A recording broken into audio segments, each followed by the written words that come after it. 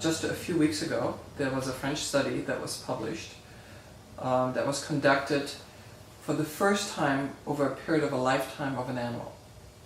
And after 90 days, about 50% of the males and about 70% of the females developed breast cancer and tumors. Most of the studies that I'm aware of that have been done on GMO have been done prior to 90 days.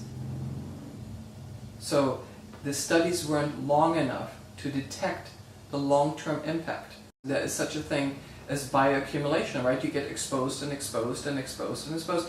And we know that from asbestos. You can be exposed to asbestos 30 years ago, and now you get the lung cancer because you were breathing in it. It's not like you get exposed and boom, there's cancer, or you eat cholesterol, you eat a steak yesterday and you have heart disease tomorrow.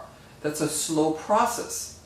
So I think when you cut the study short, obviously it's very interesting that, that when you do a long-term study, you see much more the impact of it. That's huge. 50% of males, 70% of female animals develop breast cancer and tumors. That's not a small statistic. That's quite shocking. I've looked at the pictures of these animals, it's shocking. I think we have created more awareness about labeling.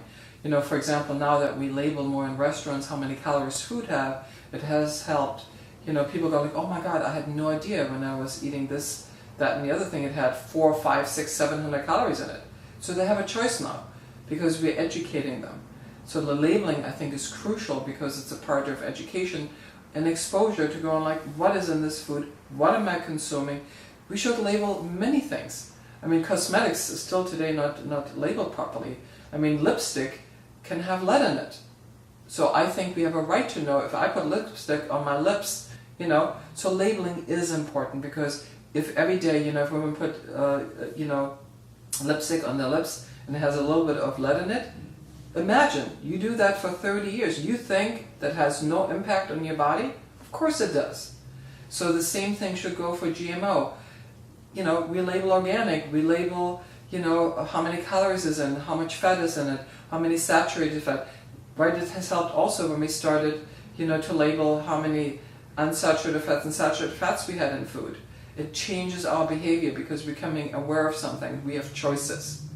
If you want to ignore the choices, that is your responsibility. But I think labeling and being aware of what is in a food, I think that's crucial.